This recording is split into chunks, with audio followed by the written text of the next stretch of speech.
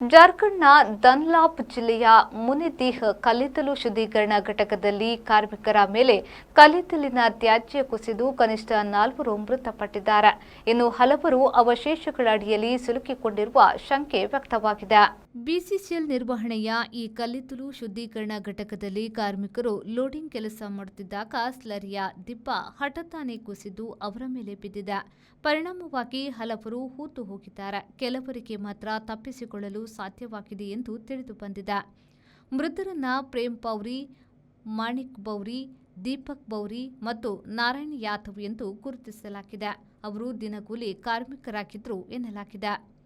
4 ಕಾರ್ಮಿಕರ ಕಳೇಬರಗಳನ್ನು ಹೊರತೆಗೆದಿದ್ದೇವೆ. ಇನ್ನು ಸಿಲುಕಿರುವುದಾಗಿ ಸ್ಥಳೀಯ ಆಡಳಿತ, ಎನ್ಡಿಆರ್ಎಫ್ ಮತ್ತು ಬಿಸಿಸಿಎಲ್ ತಂಡಗಳು ಶೋಧ ಮತ್ತು ರಕ್ಷಣಾ ಕಾರ್ಯಾಚರಣೆ ನಡೆಸುತ್ತಿವೆ ಎಂದು ಮುನಿದಿಹ್ ಹೊರಠಾಣೆ ಉಸ್ತುವಾರಿ ಮನಿತಾ ಕುಮಾರಿಯವರು ತಿಳಿಸಿದರು. ಘಟನೆಯಿಂದ ಪಾರಾದ ಕಾರ್ಮಿಕ ಜಿತೇಂದ್ರ ಕುಮಾರ್ ಅವರು, ನಾವು ಕೆಸರಿನ ದಿಬ್ಬದಿಂದ ಲೋಡಿಂಗ್ ಕೆಲಸ ಮಾಡುತ್ತಿದ್ದಾಗ ದಿಬ್ಬ ಏಕಾಏಕಿ ಕುಸಿದು ನಮ್ಮ ಮೇಲೆ ಬಿದ್ದಿತ್ತು. 4 ಕಾರ್ಮಿಕರು ಅದರಡಿ ಸಿಲುಕಿದ್ರು. ಇನ್ನು ಕೆಲವರು ಒಳಗೆ ಸಿಲುಕಿಕೊಂಡಿರಬಹುದು ಎಂದು ಶಂಕೆಯನ್ನ ವ್ಯಕ್ತಪಡಿಸಿದ್ರು.